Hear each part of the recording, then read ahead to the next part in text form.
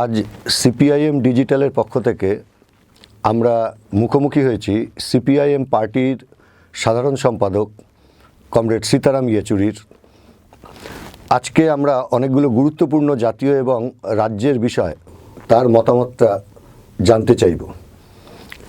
Comrade Sitaram, that the Kisan movement which is now going on in Delhi, probably in last 3 decades of liberalization, it is one of the biggest challenge put forward before the corporates. So how do you see it?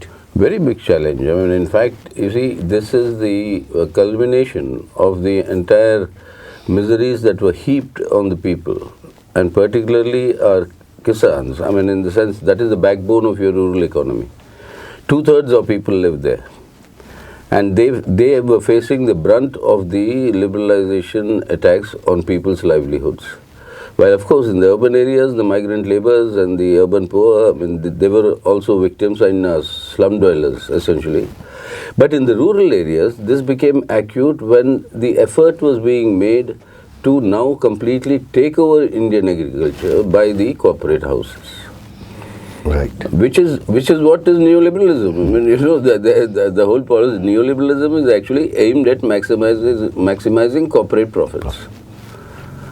And when through normal avenues that cannot be maximized, and that cannot be global crisis, Indian crisis, even before COVID, after COVID, a recession, Indian economic recession. So now newer areas have to be found. So the most ripe area is agriculture. So take over agriculture. And this struggle is against that. So it's reached a culmination point. Yes, earlier also we have seen many movements by the trade unions, Mahapadao, Mahagedao, sit-in demonstration for 3 days by the trade unions and by some Kisan organizations. But this is altogether different in nature, it seems. No, that's what I said. This is the culmination of all those build up of actions. You see, these were happening. If you look back now, that All India Kisan Sangharsh Coordination Committee that was established more than 2 years ago, precisely on these issues. And it is more than 3 years ago that when I was in Parliament, I had written to Prime Minister Modi saying enact a law About MSP. right to sell at MSP. That is, anybody buying below MSP will criminal prosecution, and it's the state's obligation to procure whatever Kisan comes to give at the MSP. But not a single response, nothing happened, and this is why. Since then the build-up was being done for the corporate takeover. And in India's case, it's not merely corporate takeover, it is a cronies takeover. Right, much before the enactment, the process of building the food grain trains and all these things is happening. Yes, I mean the cold storages, chains, everything, they were already been established. Government gives them the land. Yes. Government subsidizes them and gives the expenditure, capital expenditure. Right. And they gave this company 7,000 crores to set up these godowns. And now the FCI Food Corporation of India will be taken over by this company. All the procured food will be at their disposal. And already it has started. It started, and that means also the public distribution system gone. Yes. No ration shops, and no control over prices because the Essential Commodities Act has been removed. So artificial hoarding, food scarcities, there will be famine-like situation that will be created because they will make merciless profits at the expense of starving people. Already India is one of the worst countries in the global hunger index. It's going down. It's going down, and now it will be much worse. So that is, kill people, starve people, take away their livelihoods, but maximize profits. So these enactments will not only hit the peasantry, it will hit the common people also. Yeah, of course. I mean, if the price shoot up. Prices will shoot up. I mean, well, all this was happening, with all this pandemic miseries. Look at the prices of petrol and diesel, and now cooking gas. Right. Within 1 week, the cooking gas price went up 100 rupees per cylinder. Right. Global prices are falling. But that means government is making money through excise, giving concessions to these corporates. People are paying more. Diesel price goes up means agricultural operation costs go up, transportation goes up. Everything else is more expensive. Inflation. So this is completely ruining people's lives and agriculture in particular, but in general. Yes, the economy is suffering like anything, but peculiarly the share market is going up. The fact that it's going up is once again a clear demonstration of the fact that it has nothing to do with the real economy. It's just speculative money. When the globalization process started, it was estimated that in the global share markets, the amount of money being transacted was about $300 trillion. And the global GDP was $50 trillion. That is 6 times. That was then, 20 years ago. Now that is multiplied exponentially. So that is what the Sensex means. That's what the share markets mean. Actually, when during this pandemic period, the government should come forward to protect its citizens, Precisely. the people. But on the other way, they are now only seeing the interest of the corporates.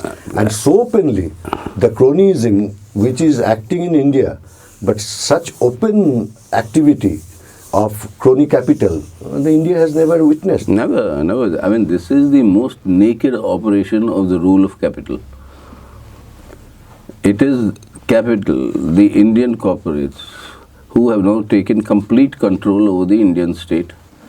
And you have a Prime Minister who is a willing accomplice, because the share that he gets out of that is what they use for their political purposes and all dishonest political purposes. Because the current saying in the country is, wherever there are elections, whoever may win the election, but BJP will form the government. So all this sort of money is going for that. No money to give people the cash transfers for their survival. We've been asking since February.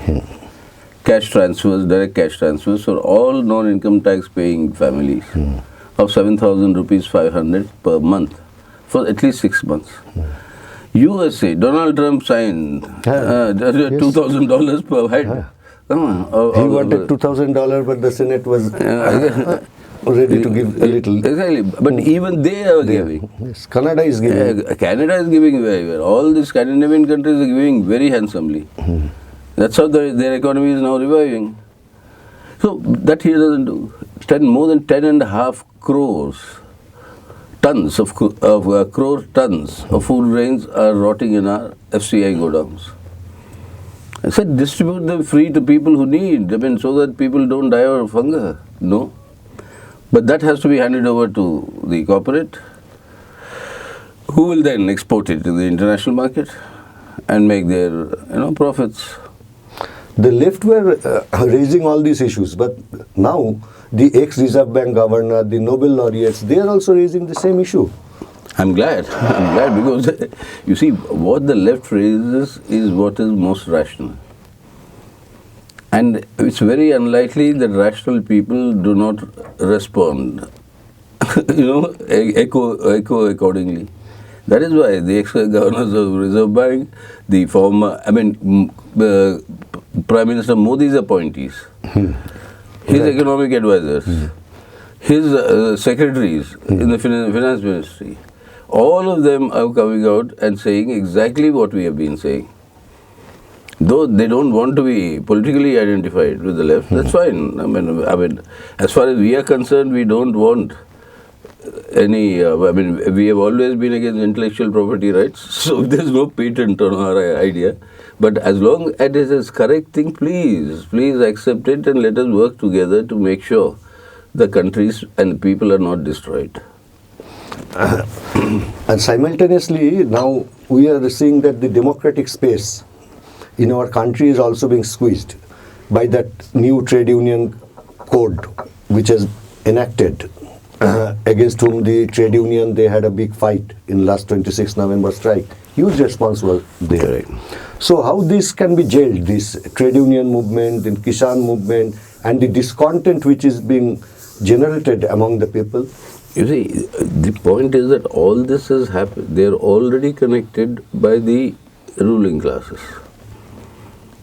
I mean, it is not disjointed. These attacks on the trade union rights. Why I was saying it's part of the larger package. And that is what unites everyone. And that is what, we have to be more proactive in getting the people to realize this, what is happening. Because you see, why is the attack on the trade union rights? Because part of the loot of national assets necessary for maximizing profits for the corporates is the large-scale privatization of the public sector. Now, privatization of the public sector, the trade union movement will oppose. Your entire selling of your national assets, like your mines, to the private mining, and India's rich mineral resources, all that will go, like your petroleum sector, to another corporate crony, the world's fourth richest now. So you see, all this means that there will be massive protests by the workers. How do you control that? Whatever rights they have now, remove them. And in that place, you bring in these draconian laws. So that is why you find the trade union rights being abolished and encroaching the entire, taking over Indian agriculture. So rights of the farmers, etc., being, taken over. And any dissent against this government being attacked as anti-national, and therefore UAPA, NSA, or Sedition Act, and then jail them.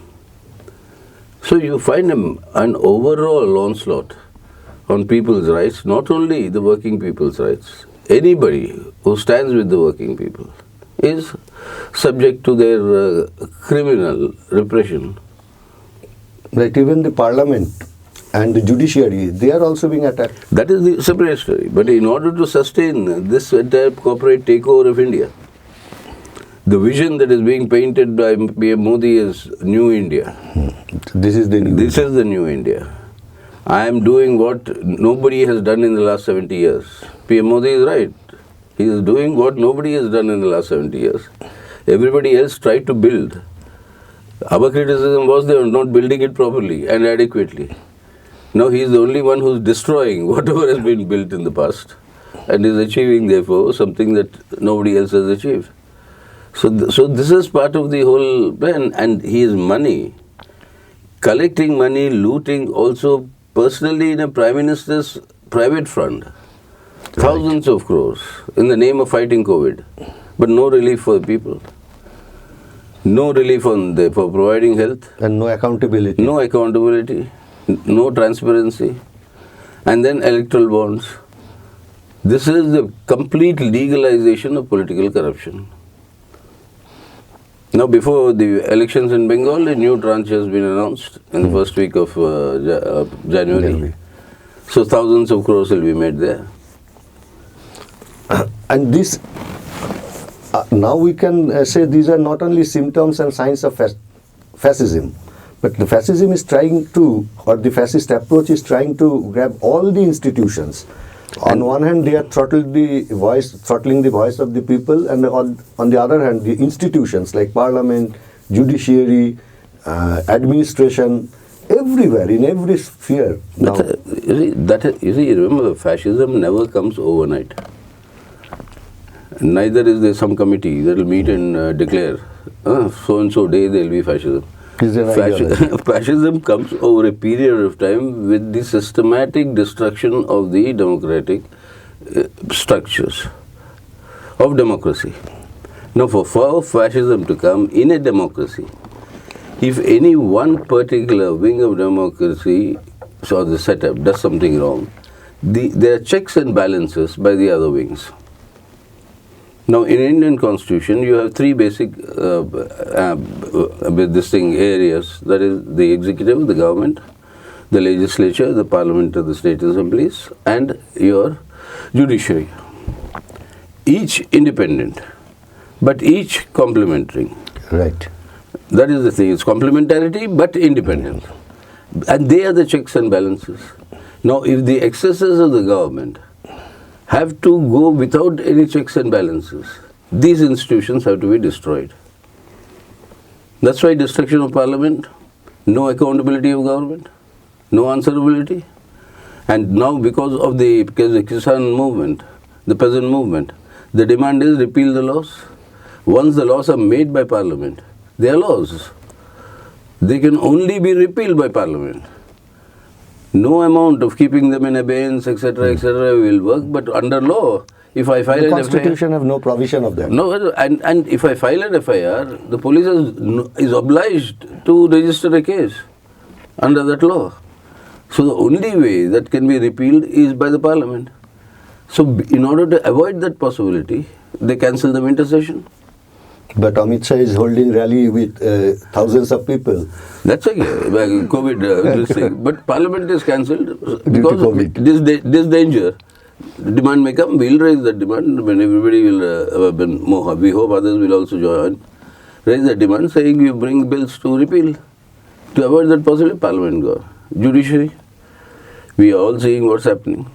For more than a year now, the challenges to Article 370, Kashmir, to CAA, on the electoral bonds, on all these issues, they're not being heard.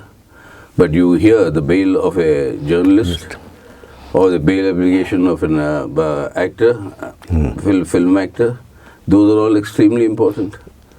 But concerning the complete violation of the Constitution, even the challenges are not being heard. And look at the situation. This new ordinance in UP called Love Jihad. Love Jihad. It's a complete negation of the Indian Constitution. There are two adults who take their decision to live with each other, marry. There's nothing in India that can stop that under Indian Constitution. But this ordinance is a direct negation of that. Normally, in the time when I used to grow up, or when I entered Parliament, normally Supreme Court in such cases of brazen violation of the Constitution would take suo motu cognizance, intervene and annul that ordinance. But here, not a word. And people are not going to the courts now because they say there is no point. And that is the tragedy. Then come to the Election Commission. All the institutions of checks and balances. Election Commission, what is it doing today? For the first time in independent India, Election Commission is making laws and procedures without consulting political parties. Right. Never happened. Elections, the major stakeholders are political parties. But that's happening brazenly. And then you come to the organs of the state like CBI, like Enforcement Department. They're acting like the organs of the ruling party. So threats and intimidations against your opponents, telling them you either join me or you'll go to jail. I mean, this is how fascism comes in. And what is, like Hitler brought in the Nuremberg laws before formal declaration of fascism. That's exactly, these love jihads and all these things are exactly like the Nuremberg laws. Excommunicate the Jews there, excommunicate the Muslims here. This is what is happening in the country. So that is where it's required that everybody who values our democracy, who values India as we all know of it, and who values India with its diversity and its intermingling. You know, this is the basis of formation of India. Indian civilization is based on confluences. Confluences of various streams of thought, various religions, various philosophies. That is our richness. Now you're just breaking up. Well, this is Bengal, the land of Swami Vivekananda. What did he, among many other things, he told us, one thing he said was, like different rivers take different paths to flow into the same ocean, so do different people have their own paths to flow to the same objective, ocean of humanity. That humanism, which is an Indian, element, the Indian truth, was part of these confluences of these various streams. Hindu, Muslim, Buddhism, Sikh, Jain, Parsi, Even atheist is as ancient as the Hindu text. Right. Charvaka, the first of it, or Brihaspati, who was sent by the Devatas to go to the Rakshasas, because when the so-called churning of the ocean, the Amrut that came, the Rakshasas first caught it and ran away. So Brihaspati sent a Brahmin. So he asked Indra, King of Heaven, saying that, why have you chosen me to go there? He said, you are a Brahmin, I know, they know, but you are an atheist. So they'll believe you more than they'll believe me. So all this is India. So this is exactly what is being destroyed for a monolithic political objective. Hindutva and the so-called RSS Hindu Rashtra, nothing to do with religion or religiosity. It is a political objective. That is, replace the secular democratic Republic of India with a theocratic, fascistic, rabidly intolerant Hindutva Rashtra. That is what is unfolding. When this kind of offense is there on the people, so how do you find that a broader, to bring all the shades of the society who believes in democracy, who believes in diversity, how to bring all political forces, other social forces together? Well, that is what we are trying. That's what the CPIM is trying. During these 9 months of this COVID and lockdown and restrictions, and while we are restricted from doing normal activity, the government and the ruling party continue with all their activities and continue with brazenly anti-democratic activities.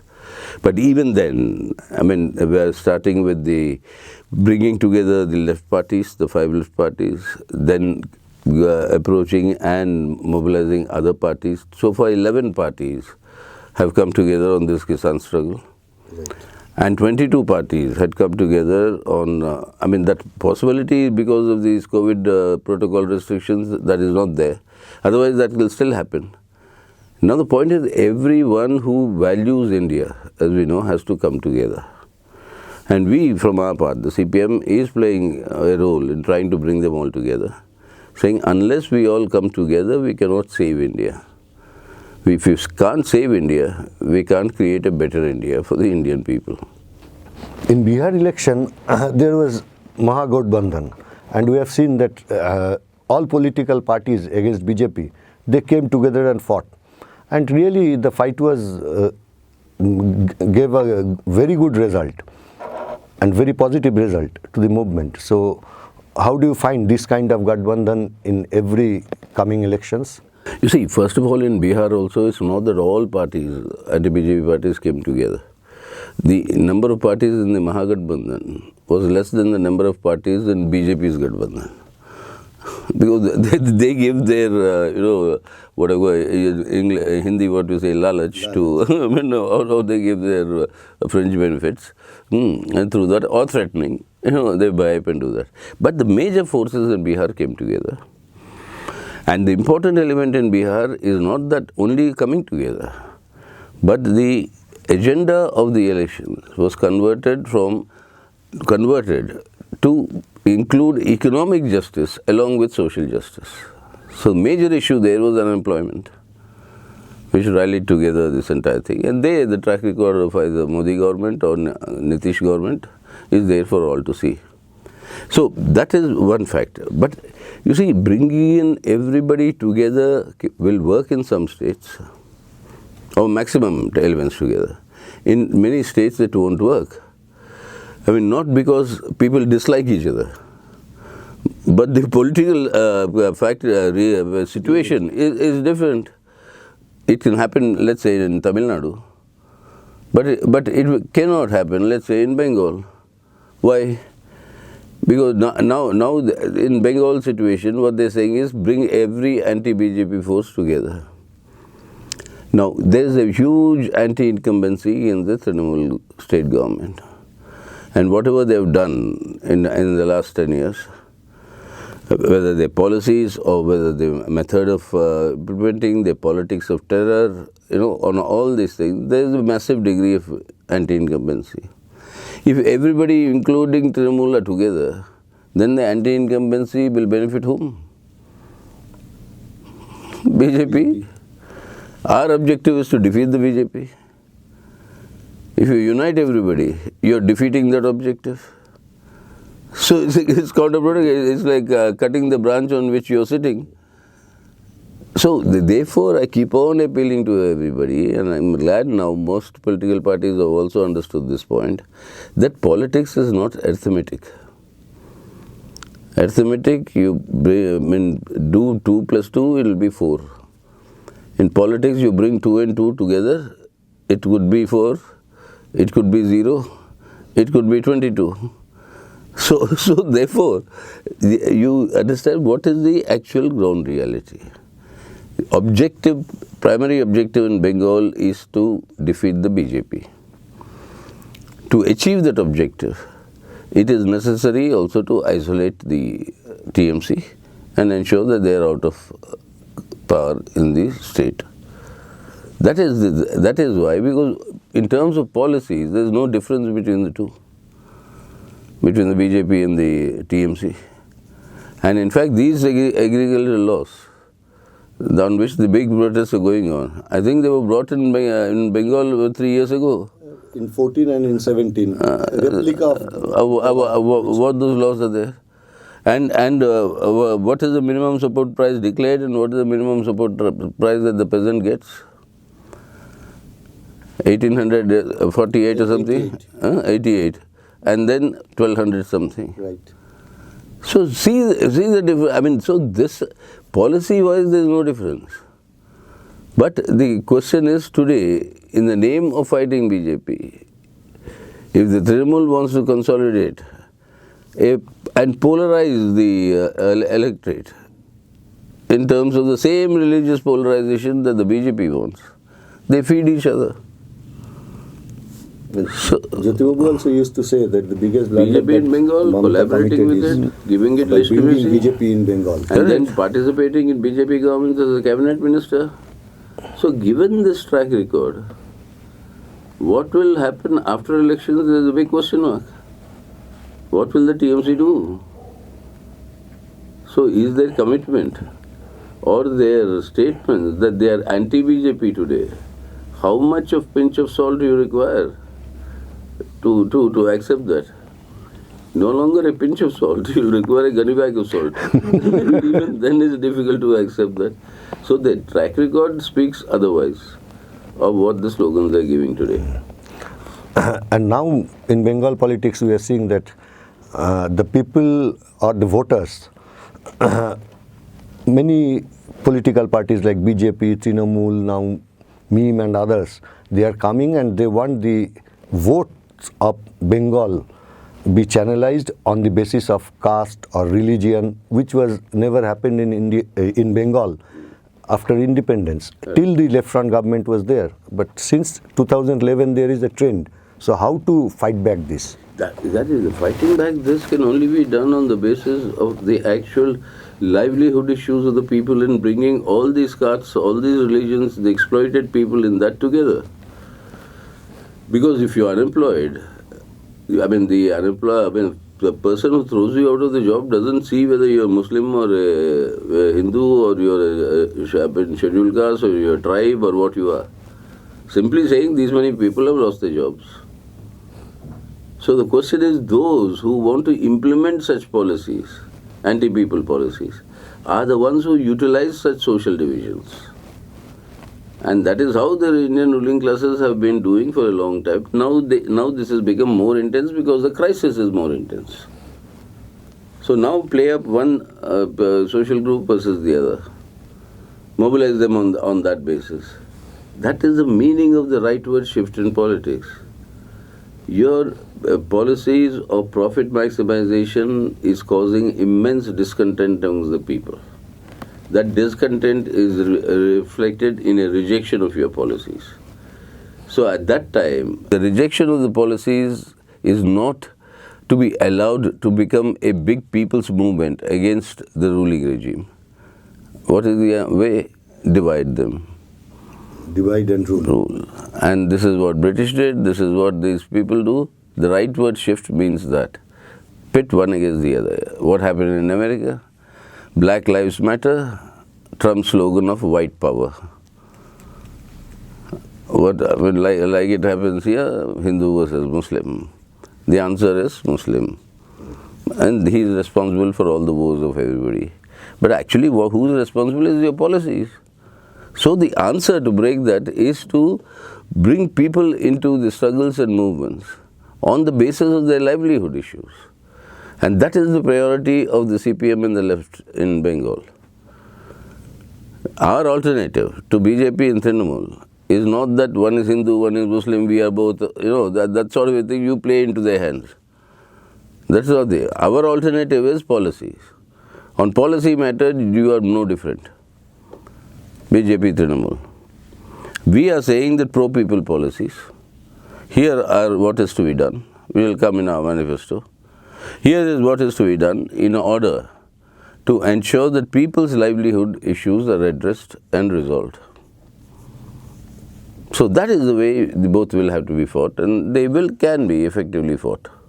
And I am sure they will be effectively fought. That is how Bengal became the Bengal that I know of when I was born. A progressive, the cultural renaissance, the only probably city in the country which has a road named after Shakespeare. That cultural awareness. I mean, these sort of things, that is what Bengal represented. An elevated culture, an elevated this thing, at the same time a progressive society that worked for egalitarian. Outcome of the Renaissance which took place. Sorry? Outcome? This outcome of Renaissance. Renaissance, took place. yeah, exactly. What was the French Revolution?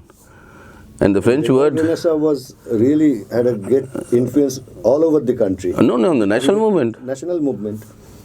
And today invoking, there is a joke. You can't substitute Rabindranath Tagore with growing a beard like him. If beard can make you into a Rabindranath Tagore, then you just don't understand what Bengal is all about, what the Bengali Renaissance is all about. And Rabindranath Tagore, Tagore was the one that was most stridently, I would say, much to the extent of, for many of us also, saying that he was very, very strongly anti-nationalism. Right. He was saying internationalism. My home is the world. Right. Which was later encapsulated. Two famous write-up on this, that how he sees nationalism. Correct. And in the name of nationalism, piece of diamond cannot be substituted by a piece of glass. Yes,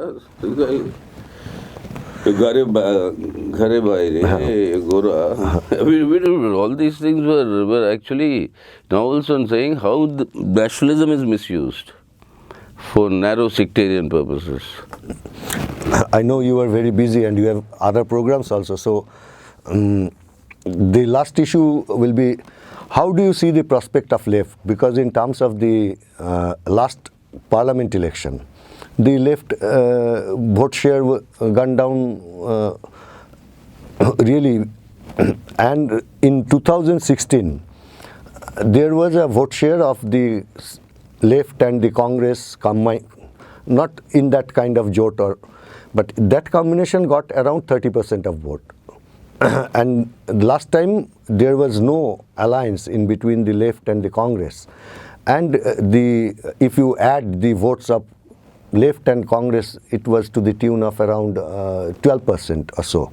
So how do you see, with this alliance, this combination really can put forward a challenge and to form a really secular and progressive government to bring back the legacy of Bengal? You see, the figures you were quoted is because the entire issue was seen through the electoral dimension. if the left is stuck in the electoral paradigm, then you're squeezed out in this bipolarity. Left is left because it is not stuck in electoral paradigm. It's stuck in the paradigm of people's movements. It's stuck in the paradigm of the actual issues of people's livelihoods. And it is through strengthening those struggles on people's issues of livelihood, that this bipolarity which both want to create, both want to strengthen, and which with the media admirably, helps them strengthen this bipolarity. They want to strengthen this bipolarity. It suits both of them, and they both feed on it. The left is the only force that can break through. The rupture can be given through people's movements on people's issues, which the left has been doing in the last few months and even during the COVID period. It's actually admirable. I think it was in Bengal that the COVID paralysis, I would say, was broken. Because great volunteers took part in distributing. Yes, because what was the idea of the Modi government? Paralyze the people, paralyze the opposition. While they will continue their work, the rest should be paralyzed. Fear psychosis, COVID is killing, is lethal, etc. And then protocol restrictions, Section 144, don't allow anybody. That had to be broken, but you broke it first. No, that is the way in which this bipolarity has to be ruptured. And if only when you rupture that bipolarity can you reverse this sort of a voting trends that you were mentioning in terms of percentages. So you see a very high hope for the alternative. There are always very high hopes for the alternative, but whether that will be realized or not depends on the intensity of the movements of the struggle that you take up on these issues, and not bogged down only in electoral calculations, in which case you will be stuck in this bipolarity and squeezed out. So to put forward the people's issue. Put forward the people's issues, put forward them properly and through a movement. Right. Thank you very much for giving us this Thank you. Nearly 1 hour despite your busy schedule. Thank you. Thank you very much.